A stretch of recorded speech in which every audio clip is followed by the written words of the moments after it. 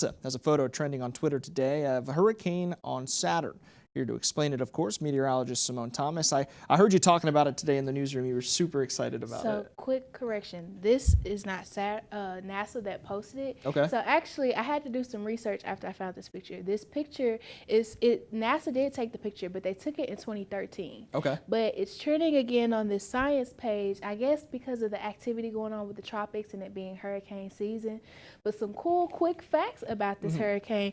The eye is 1,250 miles wide, which is about 20 times the size of the average hurricane eye here on Earth. Wow. Winds in the hurricane are moving at 330 miles per hour. That would be like from here to Nashville, right? Just think about the 1,200-mile distance. Yep. Oh, boy. At 330 miles per hour, that's about 2.5 times the speed of a Category 5.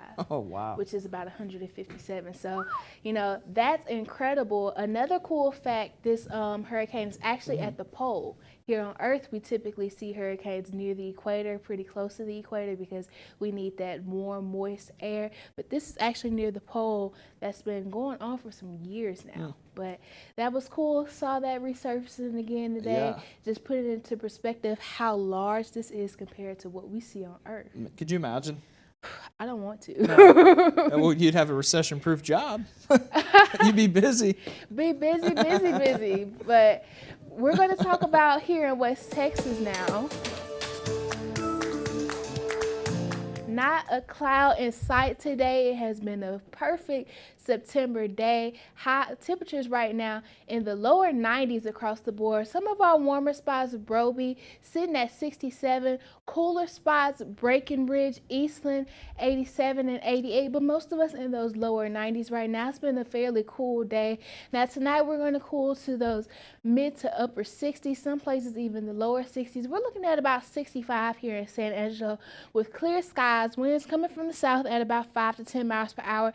The sunset now at 7:55. We are officially 13 days away from the first day of fall. It's really starting to feel like pumpkin spice season outside too. But as you head out for work in the morning, getting that pumpkin spice cup of coffee, expect sunny skies, temperatures around 65 degrees. The average low for this time of year is 67, so slightly above average. I don't know if you're the type that's ready to pull out that sweater or light jacket just yet. I kind of am, but this is what it's looking like on your way out the door in the morning. Now tomorrow we're going to be another hot day, another sunny day though, so the lack of clouds is what's helping it cool down so much tonight, but heat right back up during the day. We're looking at highs in the mid to upper 90s, some areas lower 90s. El Dorado, Brady looking at 93, Easton 92, but the rest of us are looking at those mid to upper 90s. Broby might possibly break the triple digits. Anson, another one that we're keeping an eye on, could possibly break into the triple digits tomorrow, but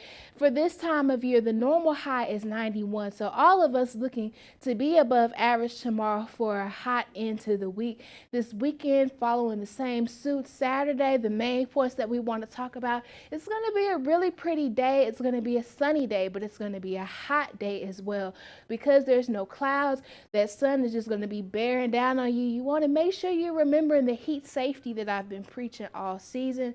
Sunday, just a touch cooler, but barely. We're going to have a fairly chilly night, Saturday night into Sunday. That low 63 degrees. The high is going to be in the mid 90s.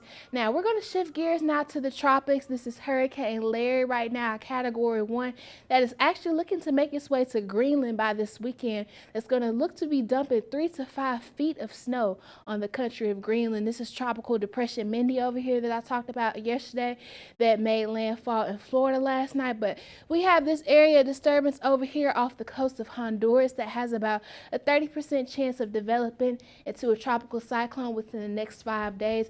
This disturbance over here off the coast of Africa has about a 50% chance of tropical development over the next 5 days. Now tomorrow actually marks the climatological peak of hurricane season, so we are officially halfway through hurricane season, but we still have a good 2.5 months left of activity and we're already at the M name.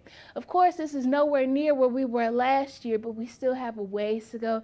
And it just kind of puts in perspective how active this season has been, even if it's not as active as last season. But to bring this back home and wrap this up with the 7-day, we're looking at sunny to mostly sunny throughout the rest of the week, peaking this weekend, highs in the upper 90s.